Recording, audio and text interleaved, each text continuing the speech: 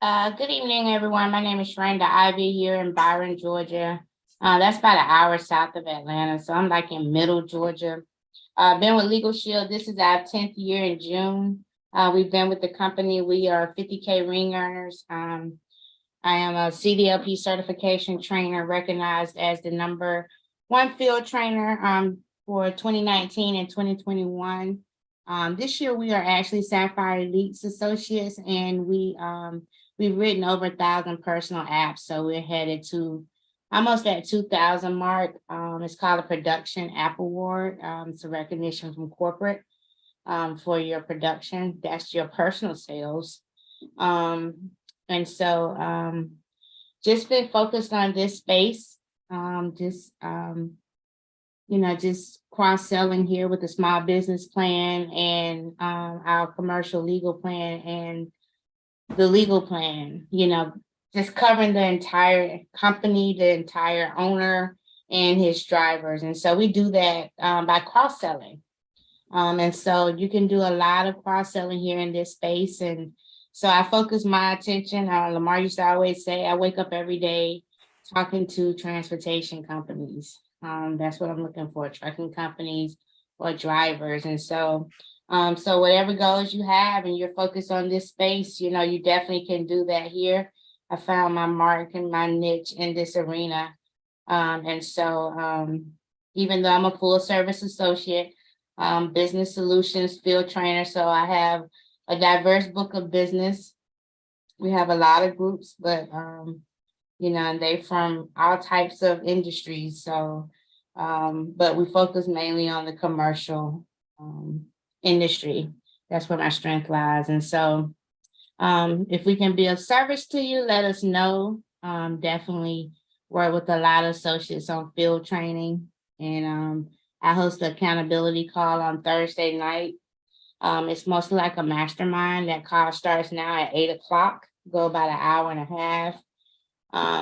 Because this girl gets tired as she's gotten older.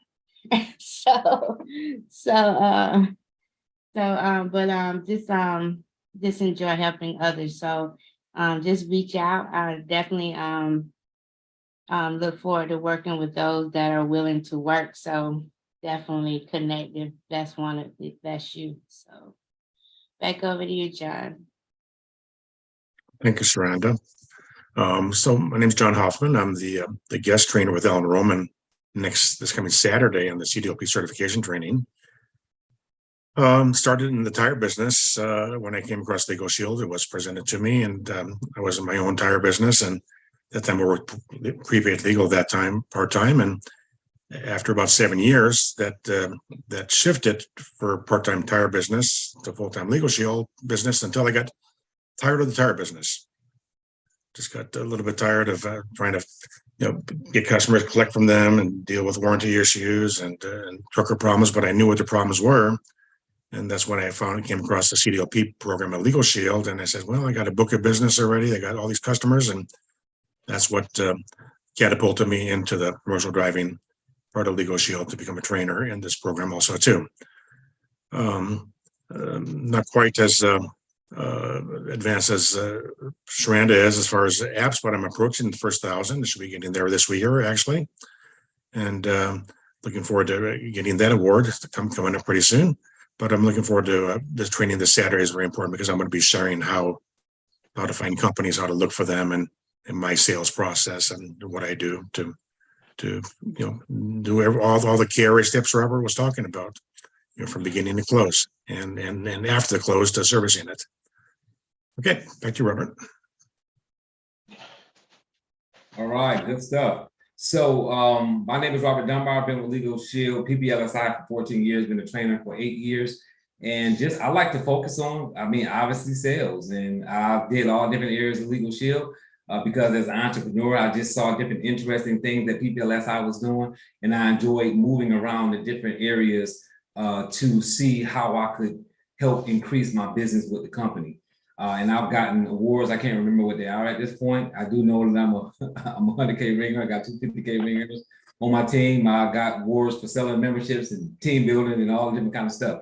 But all that matters is what we're talking about now, which is the CDL stuff, right? In the CDLP space, the CDL space, what I like about being here and talking about this niche is that generally speaking, I love niche sales because I think it's easier to market something directly to a customer when it's specifically for them, right? If I came out with a pair of jeans that were 𝗍𝗿𝗍𝗁 jeans, I would never have to worry about him wearing them. If I came out with some John Hoffman t-shirts, I would never have to worry about whether he would want to wear them. So what I like about niche marketing is once you come up with a campaign that's for a specific industry of people, then because it's a small industry, there's so many people in that small industry that can use that service that you can make a ton of money without having to do a ton of different marketing and all the other things. But we have to train in this space here because it is not the same thing as doing regular group opening, right? We're not talking to the same person when we go out to open up a group for logistics. We're not pitching the same way. We're not researching the company the same way. Most people that research a regular company, they look for how many employees they have, what are the benefits they have, things of that nature. What we're looking for is how many citations or violations they may have, or if they had any at all, right? How it's affecting their score, like what kind of trouble they could possibly get in if they don't have their employees or drivers pick up this membership. We've got a different angle here in the CDL space, which is why we like to meet every Monday to talk about this, because we don't want people to get confused with the regular business solutions arena that says, do this, do that, do this, do that, because that is not necessarily the way that you build in the CDL space, right? Does that make sense? Put a 6 in the chat if that makes sense. So the great thing about these 7 KRAs is that most of you all, and we mentioned them, right? So I want you guys to put a 7 in the chat now if you realize all 7 of those things that we just heard, we know what they are already. Y'all know what those were, right? Y'all just weren't doing them in a systematic manner, which is why most of us do things in a way that doesn't lead us to the success we want. We know to do that, right? A lot of us like, oh, I know the prospect. Of course I know I need to build trust with the client. Of course I know I need to make sure that the needs are being met by the person I'm talking to. Do we know we need to close them? Yeah, right. We can't close the deal without presenting, so we know we have to do that. We also know that getting resales and getting referrals is a part of adding to our business. So none of these terms are things that we haven't heard before. But if you don't put them in one pot together and stir them up and realize that they all need to be in there, right? So for anybody that cooks, I don't care if it's just I don't care if you're just making peanut butter and jelly sandwiches, right? And you're saying, I can't cook, but I make peanut butter and jelly sandwiches, right? Well, you still need bread, peanut butter, and jelly, right? So if you don't have one of those 3 things, you're not making a peanut butter and jelly sandwich. So whether you are a person that just makes a peanut butter and jelly sandwich or you actually cook an elaborate meal, anybody who cooks knows that one ingredient, it can be a small ingredient, it can be the difference between that particular recipe being good or bad. Yes or yes? Put 8 in the chat. So it's the same thing here. Some of you all are saying, I know what these things are, but the real question is this. Are you doing all 7?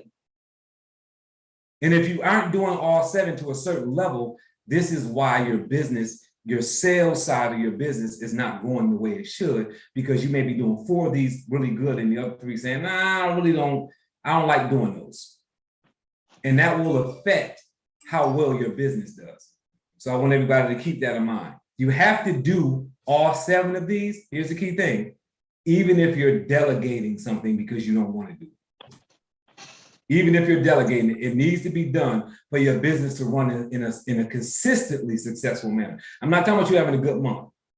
I'm not talking about someone, he's not talking to me because I PC Pro by the 3rd. Are you doing that every month or did you do that this month?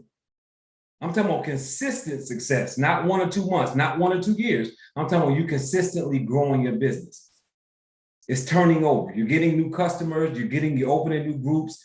You're forgetting to follow up on people because you got so many new people, right? Can I get an amen to that? That's good business. That's growing your business not when I forgot to follow up because I ain't doing nothing and I just forgot because I'm unorganized. I'm talking about I forgot because I'm calling so many new people and taking so many calls and going into so many places to catch up and follow up on people that I forgot to call Sharon back. She told me next Tuesday, and here it is Thursday. I've been busy and productive. That's why I haven't. Is that fair? So we want your business to be going in that direction. So the very first one we're going to talk about is prospecting. And we talked about it before, but we're going to talk about it again within these little 7 steps. So when it comes to prospecting, right? I know it's redundant, but if you're not doing it, you need to hear it again, right? And I'm always start with Sharanda because that's the woman on the team, right? When it comes to prospecting, like Sharanda, what you got to offer on prospecting? Miss Fanatical Prospector. Yeah, I like that book. I do. I mean, it really changed my perspective on prospecting. So, prospecting, well, I know this is one of the key things is referrals, but my prospecting is talking to a lot of people, not to really close them, but a lot of time it's just to share who I am, what I do.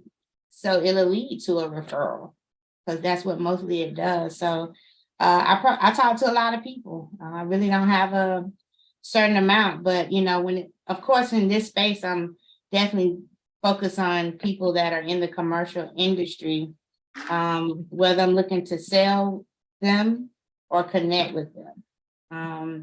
And, you know, I just want to have that conversation with somebody, you know.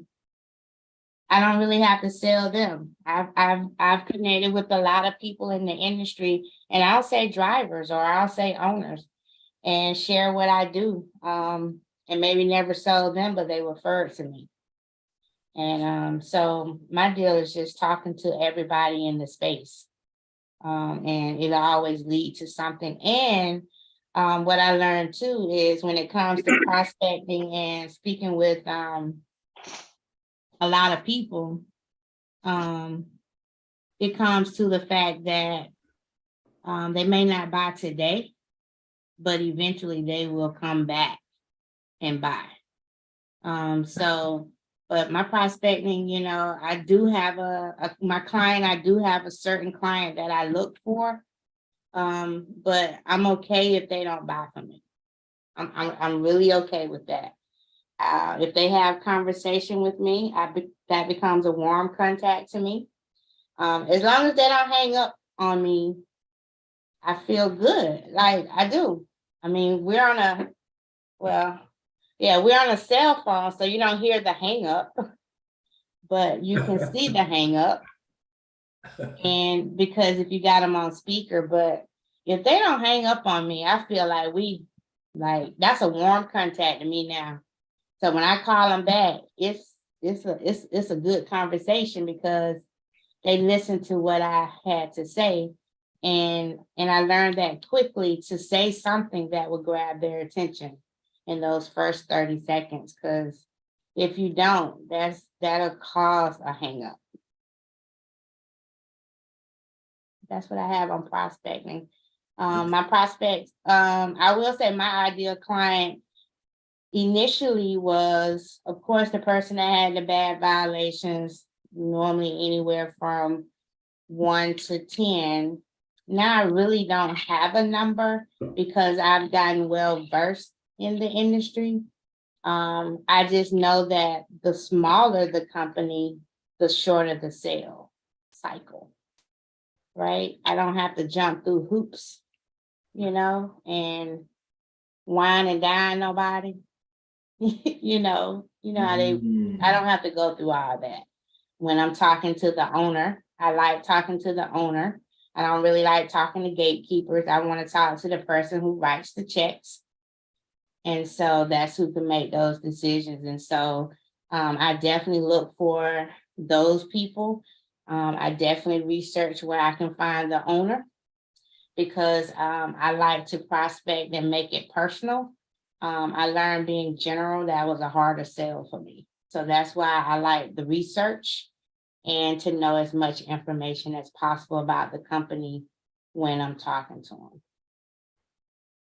So I want to mention something because that's, you know, and I know both you and John both are going to be saying some things that I'm going to highlight just because when you hear all this stuff, if you're new or if you're a person that's you get overwhelmed very easily. You hear this stuff and it's like, it comes out so smooth from Sharanda because she does it. She's been doing it for a long time. And I want you to pay attention to something that was real key. She said, the smaller the company, the shorter the sales cycle. So what I want you to gather here is we know 5 to 7 touches, right? We say 5 to 7 touches and you'll make the sale.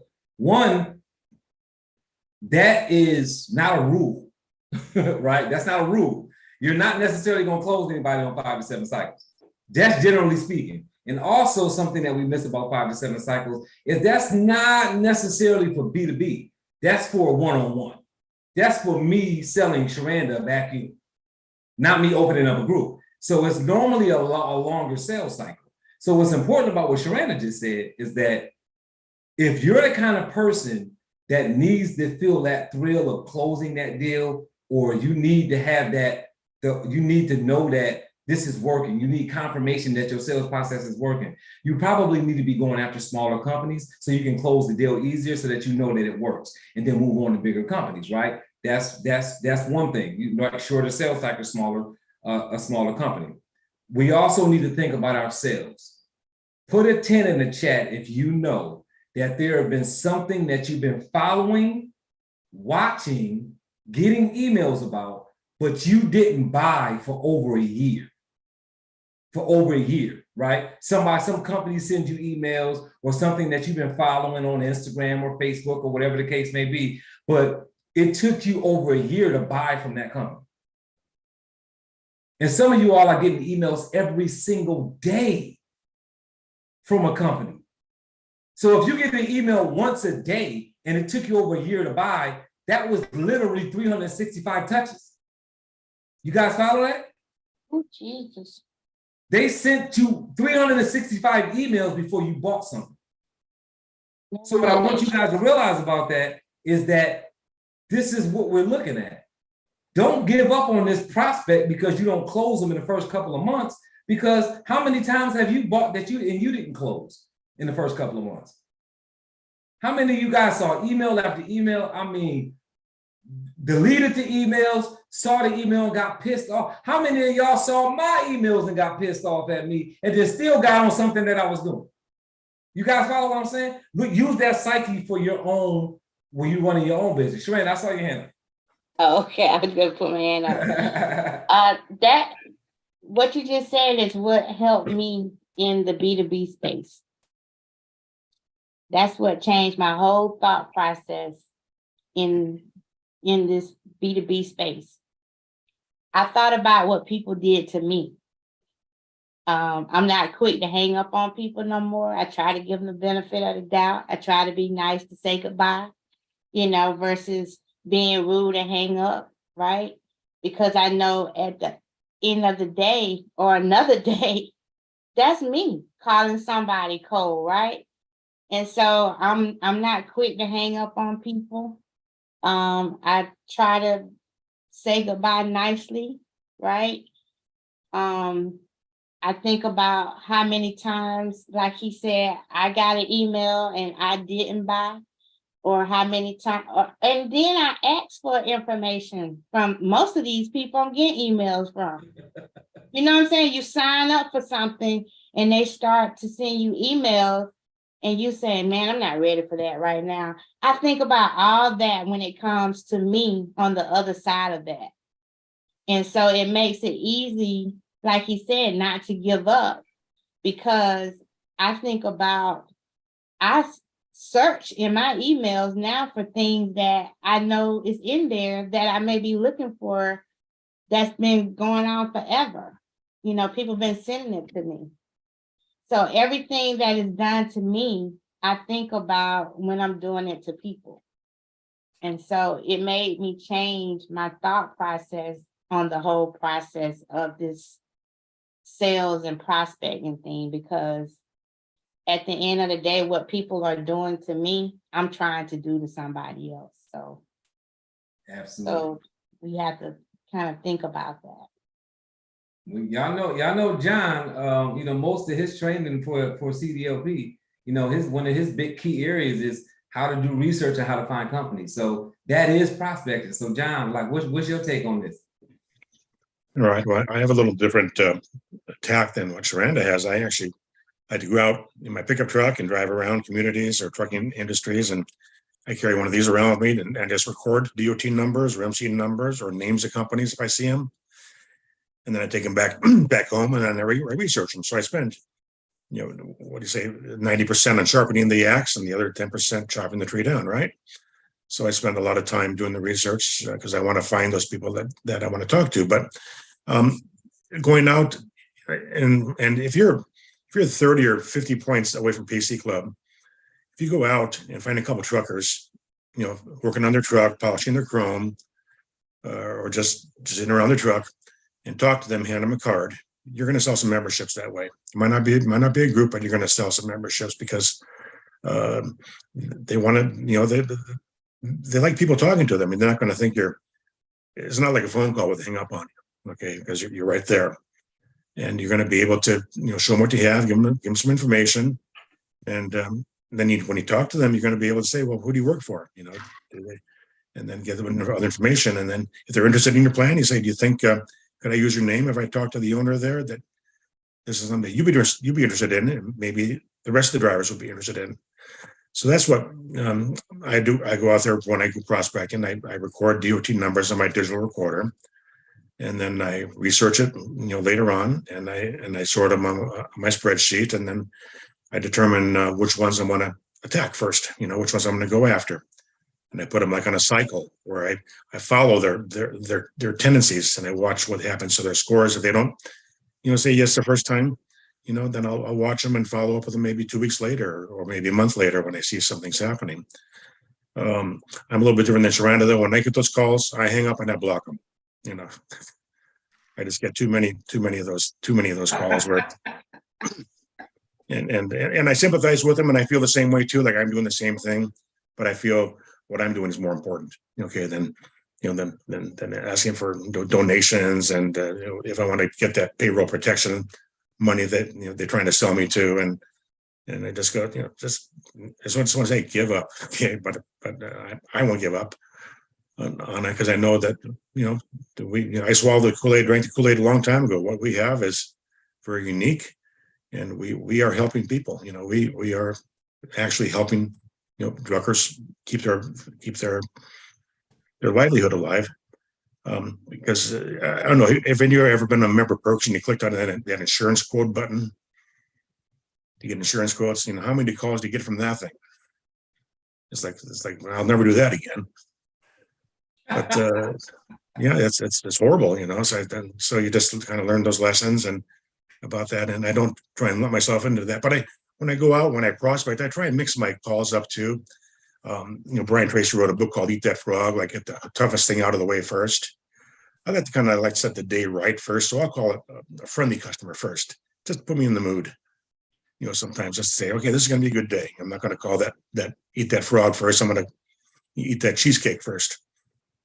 And then go and then go about my business. And I'll mix my calls up between current customers and new clients and trouble clients. And then if I see a trucker parked on the side of the road, I'll pull alongside of them and give them my card and say, have you heard of us? And to see where the conversation goes. And sometimes you'll find 2 or 3 truckers hanging out together, and you will sell them. You really will. Just have to get skilled in your verbiage on the program, and they will buy. So have the application ready, put it on the clipboard and a pen ready, and get ready to go. Yes, I block them too, John. I block them. I just say goodbye. Just don't block me, okay? I'm just saying, I say goodbye, like I feel you, but I block them. Yeah. You say goodbye, and I say goodbye.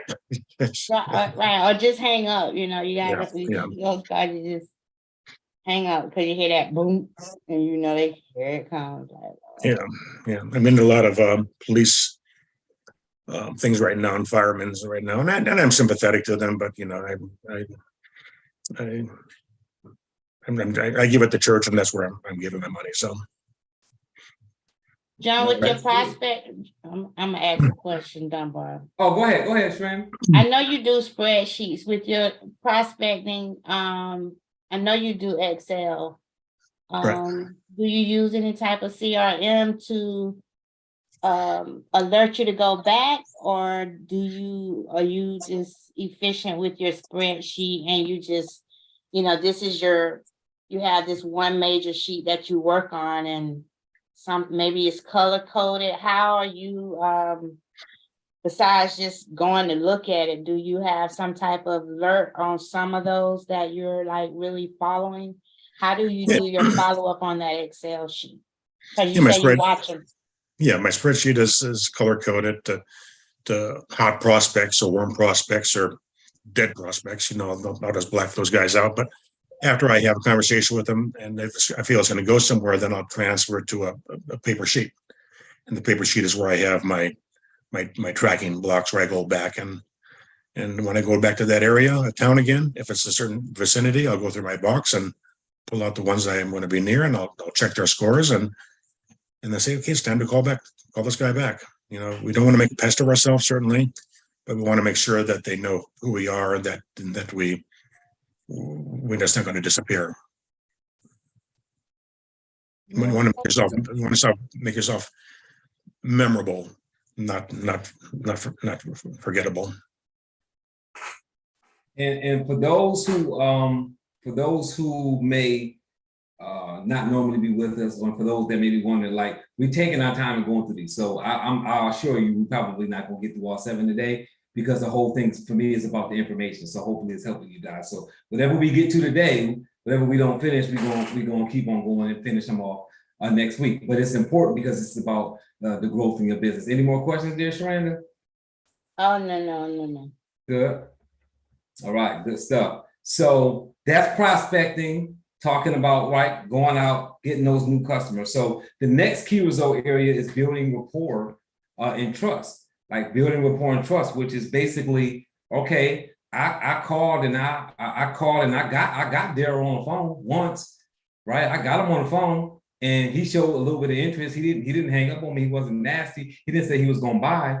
But now I have to build rapport. Now I have to build trust. And how do you do that? You become a guru in that space, right? You become somebody who is a source of information for them. So you've heard us talk about this in different ways about, right, when you call somebody and you try to close them, when you tell them what we offer, I don't just send one email. Oh, here's the email, then I'm gonna follow up on them 2 weeks later, a month later. I put people in email campaigns because in this day and time, if you don't have people in the email campaign, if you're not consistently emailing them, guess what? Somebody else is in their face. Somebody is always in somebody's face. Think about yourself. Somebody's always in your face.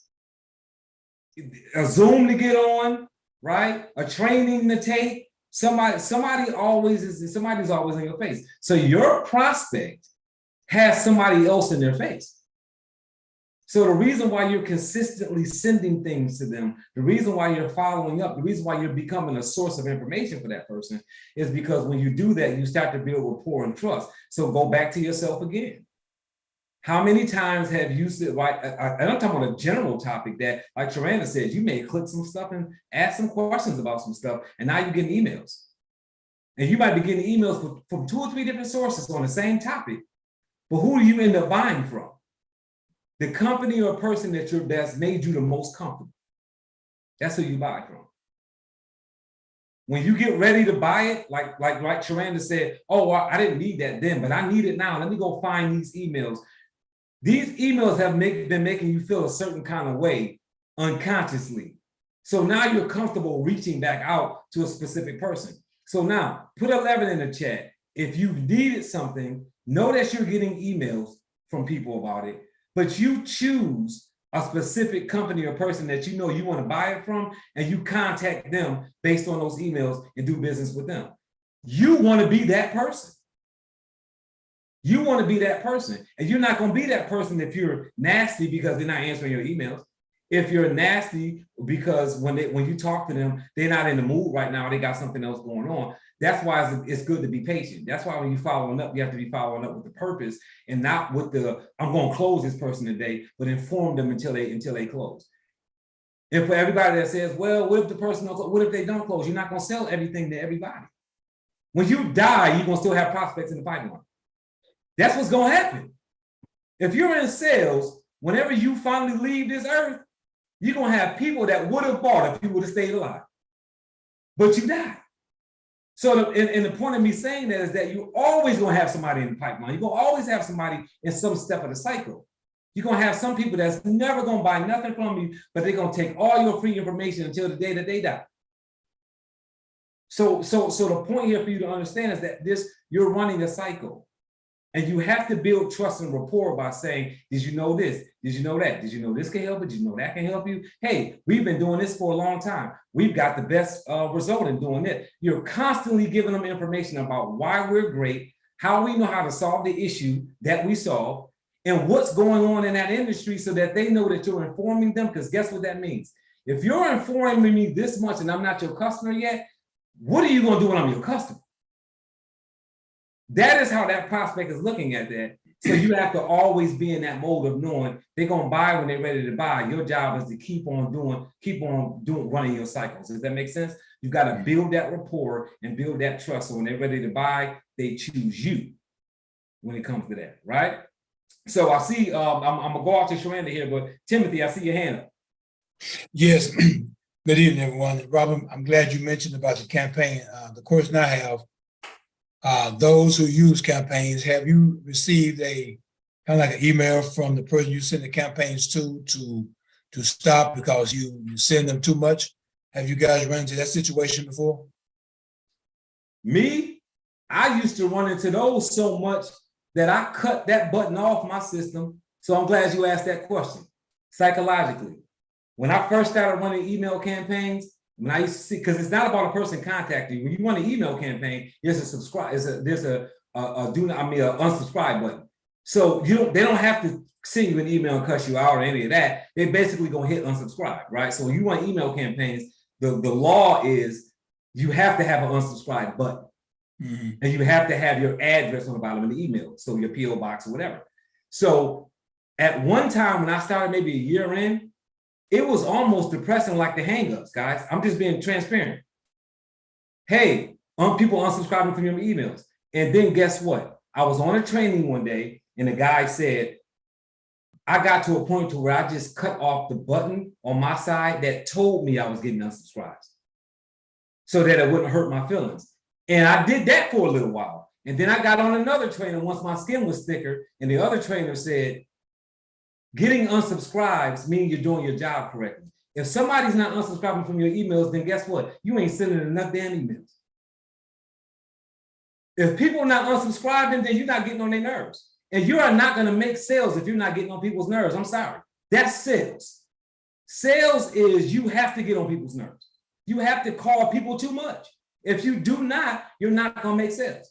And you're going to hear that as you make sales. People are going to say to you, boy, you was calling me like I don't know what, man. So they will say that in a joking manner. That is part of you being a good salesperson. You have to follow up because sometimes people don't even know when they're ready. And if you're not showing up when they're ready, guess what? Somebody else is going to show up and sell it to them. And now you followed up all of that time for nothing. So are you going to get people that don't want your emails? Yes, they're going to hit the unsubscribe button. But understand, if you got a high unsubscribe rate, but you got good emails and they're not clickbait, because you can have bad emails and get a bad unsubscribe rate. But if you got good emails and the information that you're saying is in the email is in the email and you still getting unsubscribed, that means people are unsubscribing because you're sending too many emails. And guess what? You got to prospect that way when it's internet marketing, because they getting, how many emails do you get a day? By 12 noon, you're on the second and third page already. Yeah. By emails. So how do your emails stand out? They got to keep on coming and keep on coming. So when I see emails that people get on my nerves, because I got them too, they get on my nerves too. And I still don't unsubscribe. You know why? Because they have stuff in them that I need. And that's more important to me than the fact that they're sending me too many emails, because they're informing me of something at no cost.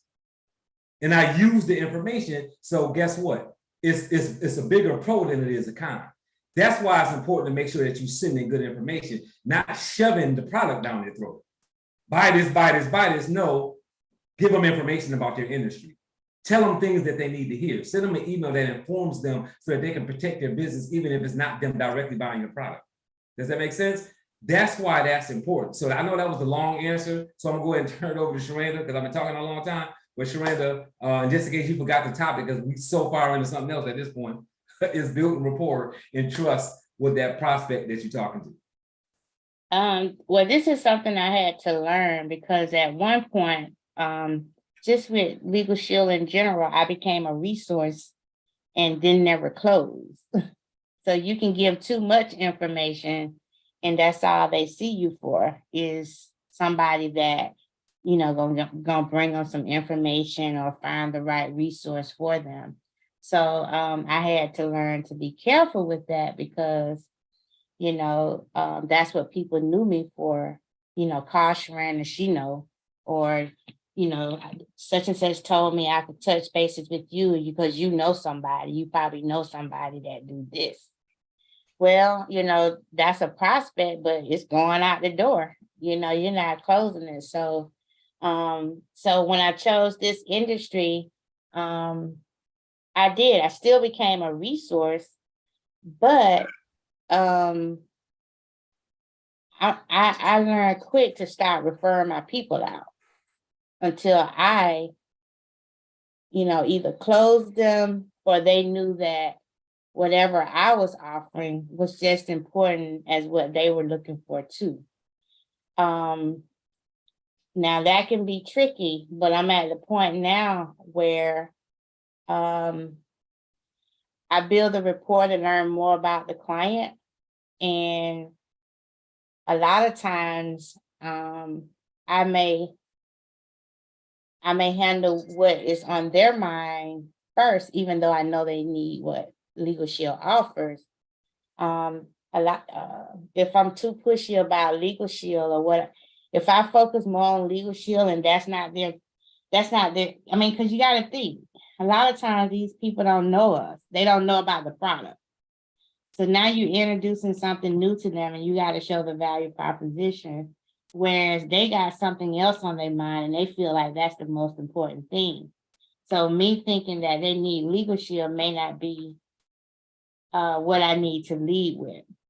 Me building rapport is asking a lot of questions, and 9 times out of 10, I find out that they have a problem and they don't think Legal Shield can help that, but we know a product that we offer in this industry can help whatever they're dealing with, because that's probably was the root to, you know, how they got where they were going. We have a cure. But a person's mind is made up on what their problem is, their problem. And all I look like now is another salesperson, right? So I try to help people. I build rapport trying to help with resources, trying to help them put out that fire some, but I try not to go too far. And I teach associates this too. You know, we teach a lot of stuff in trainings. And so you have to keep the main thing, because if you become that resource and you refer your client off, and say patient, when you refer your client off, that client might not come back to you. Not that somebody else sold them on Legal Shield, is that you didn't close them and they just went and did what they felt like they needed to do. So I try to teach associates, keep the main thing, which is Legal Shield for most, you know, because that's all you have to offer. You can be a resource, but make sure you don't show the value proposition of Legal Shield.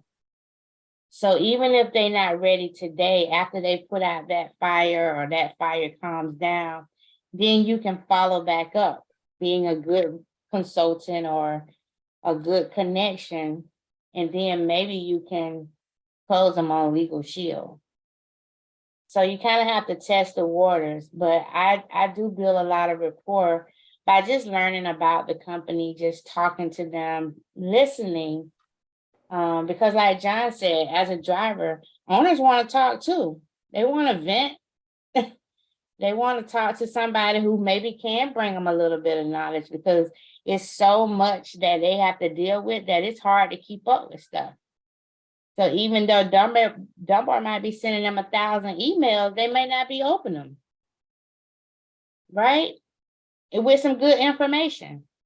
They just don't have the time, but they have time if you feel like if you don't caught their ear, they'll listen. And that's quicker than them trying to read every email that done came through. So, you know, if you come to the table with some information, you know, I used to break the ice by saying, did you know? You know, like if something was going on in the industry, I was just making sure you knew about this because you don't want your drivers to run into this, or I don't want you to miss out on this. And so when I call, they want to talk to that girl because she always talking about some stuff they need to know. So asking questions helped me build rapport with a lot of my clients. Being a resource, but not just the resource. That makes sense. Back over you. Yeah, and one of the ways you can do that when you're sending stuff to people, and Michael, we'll get to your question as soon as John does his piece. One of the ways that you can do that is like what Sharana just spoke about. So y'all heard us say on here several times, 80-20, right? I normally do 80% education, 20% sales. So if I send 10 emails out over 10 days, 8 of them are going to be a resource email talking about things beneficial to them. 2 of those 10 are going to be sales, right? Me selling them something or whatever. And of course, you hear Sharana talk about fanatical prospecting all the time and talking about the different ways, right? It can be an email, it can be phone calls, it can be follow-up because you saw that they opened up an email. So now you're calling them because they opened an email. So maybe that prompts you to pick up the phone and call that person. But 80-20 allows you to say, even if you figure out a way to do it, 4 information emails, 1 sales, 4 more information emails, 1 sales, right? 80-20 can be broken up however you want to, but what Sharana said, key, you can't just be a resource. Because if you're just a resource and you don't ever go for the sale, which is, you know, we know that that's KRA number 6, closing the sale. You got to close the sale. So you can't just give them information. You can't just be a resource. So you have to send them mixed information. But the trust and rapport is coming from them knowing that you're an expert in that area because you're giving them information. Does that make sense? So, John.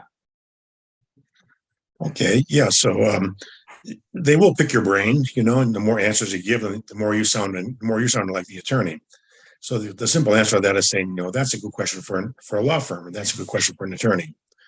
And leave it at that, because they will try and get information from you, and you might have stories to share, but you know, leave it at that, and then build your library of handout tools or tools you can email them that might relate to what's happening at that particular time.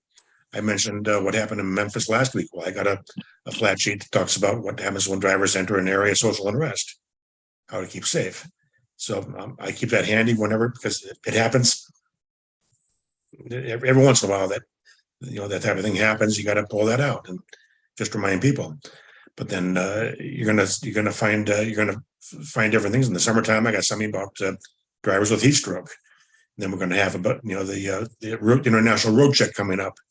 They actually got a new road check coming up this year for human trafficking, because what happened in that one trucking company in Texas where they found 50 dead bodies in a trailer. They're going to start looking at trucks for human trafficking now.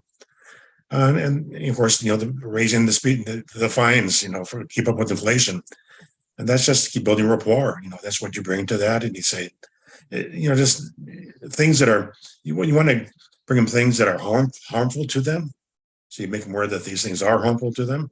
And maybe a lot of the things we cannot help with Legal Shield, you know, but it's just keeping your face in front of there, you know, that you're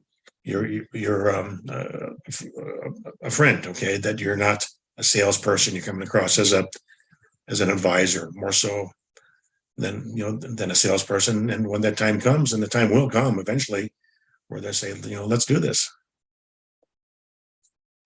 Absolutely. Yeah. Absolutely. So Michael asked a question, and after we get through these questions, we're gonna close out for the night because it's 9:30. And then we'll continue on KRA number 3, which is identifying the needs. We'll start on that next week, Monday. But Michael asked a question about how do we become Google, right? And we talked a little bit about this last week about subscribing to some of the logistics company emails, like you subscribe to those. And then when those come in, you take little bits and pieces of what's said in that newsletter and you send that out as information. That's one way that you can do that. So reading those and understanding the industry. So when you're talking to companies, you've got talking points. Hold that up, John. What's that? You muted. We can't hear you. Landline. Called Landline Magazine, got in the mail today. There you go, Landline Magazine. So how you become Google or being informative is like being in that industry, being in the logistics industry, listening to stuff, looking at things. I told you Clark Burton sends me stuff all the time. Clark Burton sent me something this morning about, you know, different things happening in the industry because he's getting those emails. So now you have the information, right? And the same thing like Sharanda, you've heard me mention about Sharanda. Like when Sharanda got into CDL, she didn't know a whole bunch about logistics at all. She was getting in because she wanted to explore the CDLP area of Legal Shield. And then what she realized was that the more she knew about the logistics industry, the easier it was to have conversations with these trucking companies. And she just started investing her time into understanding so that she could have the proper conversation about the citations and violations they were getting. So where the information coming from? Research, getting the emails. And I would tell you it's easier to subscribe and get those emails and look at them because they're already doing the research. So don't waste your time doing that. When different things are happening, get them. Get the magazine to your house like John is doing and look in it. Get inside that industry the same way you would anything else that you've gotten into in your life. Understand it so that when you're having conversations with prospects, you can have a conversation with them about their industry, not just about Legal Shield. And that's part of the problem. We start talking to people and the only thing we know to talk about is what our product is going to do for them. We're talking about the benefits of our product, the membership perks, how long we've been in Legal Shield, how many testimonials of people who use the membership and it helped them. That's all good stuff. But if I call Anthony and he got a trucking company and these are working hours and I'm trying to close him, Anthony kind of wants to talk about what's happening in his industry because for me to tell him that my product is going to help him in this industry, but I can't have a conversation with him about his industry, it sounds like I'm just a salesperson calling him, not somebody that is feeling his pain because I understand this industry. Does that make sense? So building that rapport and that trust by doing it that way makes a lot of sense. So that's where you get the information from.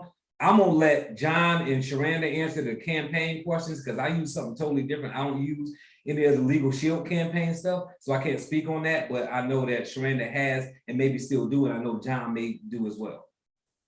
No, I don't use Prospect by Legal Shield. I don't use that. I use a CRM, and I'm wanting to create my own emails. So I have a couple CRMs, but this one on the B2B side called Field Notes that has campaigns.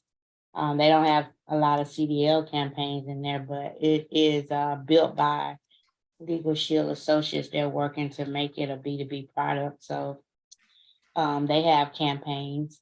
It's a good platform there. But you can create your own emails and schedule them out in CRMs, you know, and they can be whatever you want. So if that's the next question, what you put in the campaign, you put whatever you want, you know, like, I mean, you just however you want to prospect, you know, if this prospect is a prospect that you've spoken to before, then you just create some follow-up emails. If it's somebody you never spoken to, now you gotta warm them up, you know, you gotta introduce yourself and then you gotta set up some campaigns. That's a whole nother training for Dunbar. So, you know, I mean, because it's a process. It ain't something that's easy, right? Because if you don't know how to do it, then you still don't know how to do it. So, but campaigns are just emails that are going out. But you can create them, and you just use a platform that will continue to send them out at at the length of time that you want them to go out. But it is, I mean, like I say, not corporate, it's not corporate, but Legal Shield B2B associates have a platform called Field Notes out there that you can use. And it has the feature of setting up campaigns, but like I said, I can look in it, but I don't think they have quite advanced to put CDLP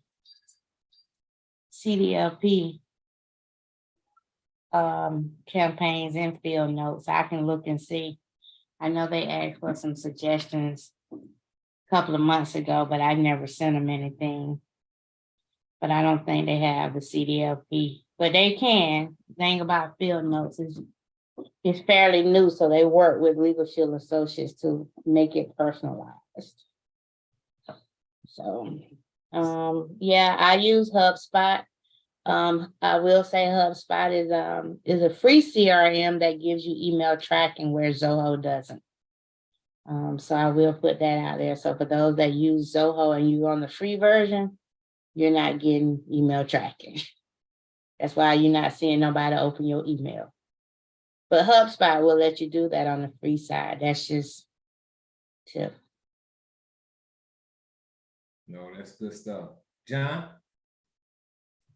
Yeah, well, I'm a little old school in that. I mean, I've tried different CRMs. I tried the one with when we Go Small Biz years ago, with that CRM they had there, and I just found it takes too much of my time to put that in there. I already got my spreadsheet out, and it's building as it grows, and then if I get a solid appointment, I'll put it on my Google Calendar, and then I won't usually put more than maybe 2 or 3 solid appointments a day, but I'll fill other things around it from the area that I happen to be in, because I do go out in the field. So if I'm driving 120 miles to say like the Fontana, which is like the trucking mecca of Southern California, if I got two or three appointments there, I'm going to look around, or who else can I talk to, and just add to that funnel, the prospect funnel, to throw them in the mix, and then pretty soon you're going to have you really have too much to do.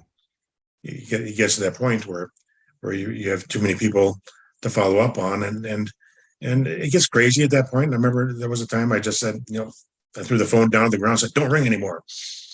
I'm too busy." And it's like, be careful what you wish for, though, because that'll happen.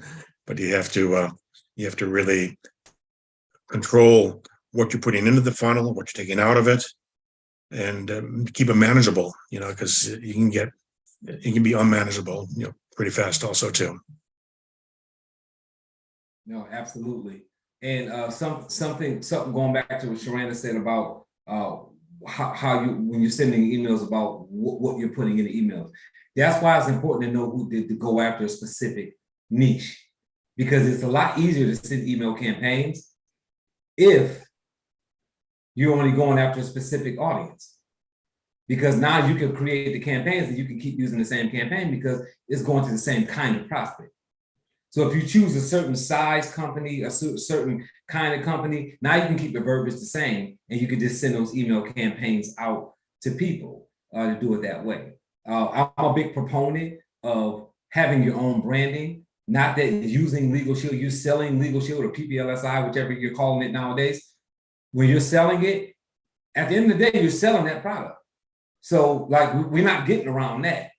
But I believe in branding yourself when you're selling things as an independent agent, because as a business owner, you should have your own branding.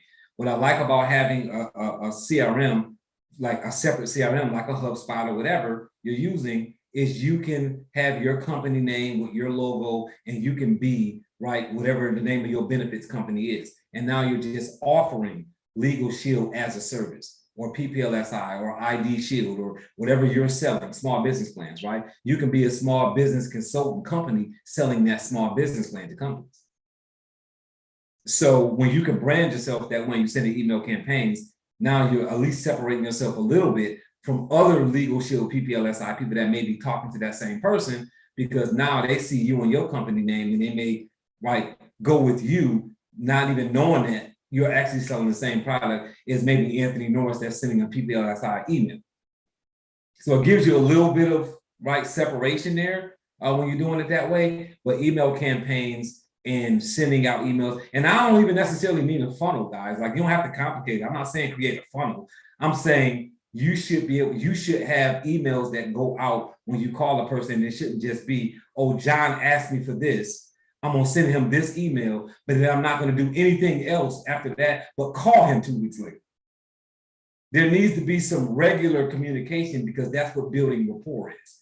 Building rapport is me giving you something that you need without asking for something in return, and getting you to trust me, if that makes any sense to people. So that's what we're looking at, what you're looking at doing. The reason why we're saying email campaigns is because what you're gonna realize is once you got, 50 prospects in your pipeline, then, sending one email at a time is gonna get old real quick. And when you can send an email out with a system that separates everybody's name, right? Because I know when you send me an email that says,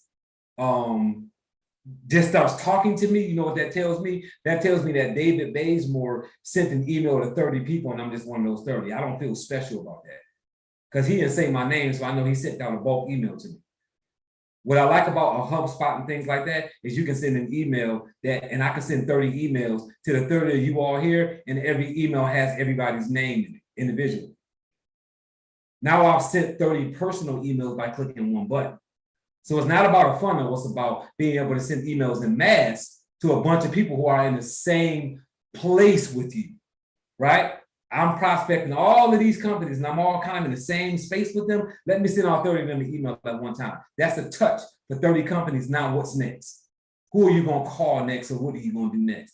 And when you're doing B2B, you have to do it that way because now you're doing business to business. And this is not just about calling one person at a time when you're doing B2C, business to customer. You're doing B2B, you got to have a little bit more of an elaborate system so that you can do business to business and really build something that's going to be more than 6 figures. So some of you all know, y'all been in PPLSI for a long time. Like, it's very difficult to one-off stuff and get yourself to 6 figures in any sales position. You're going to have to do a little bit of a mass marketing to get yourself to 6 figures when you're selling stuff to people or businesses, if that's fair. So hopefully that's helpful. If John, Sharanda have anything else to add before we close out? No, I'm good. I'm good. Good. Good. All right. All right. Well, it's 9:45. Hopefully the first 2 KRAs have been helpful to everybody. We're gonna try to get through the other 5 next week, but we probably won't. So if we don't, you might have to stick with us for 3 weeks, but most of you guys are here every week anyway. But again, it will help you guys as you build forward to understand it as a system, not just individual things. So you can now do a system check. And you can say, am I doing all these things right? Am I prospecting? Am I building rapport? Am I identifying the needs of these prospects? Am I presenting this to them persuasively? Am I answering their objectives so that I can overcome the objective to close the sale, which is number 6. And then 7 is, now am I going to get more sales from this company because they have drivers, or can I get the person that I close to give me some prospects? Right? And if you keep running that cycle, guess what's going to happen to your business? It's going to grow. Because if you get a referral and then you close that referral through this whole system, now that referral gives you a referral. Does that make sense? So your business will keep getting you more business if you follow this cycle.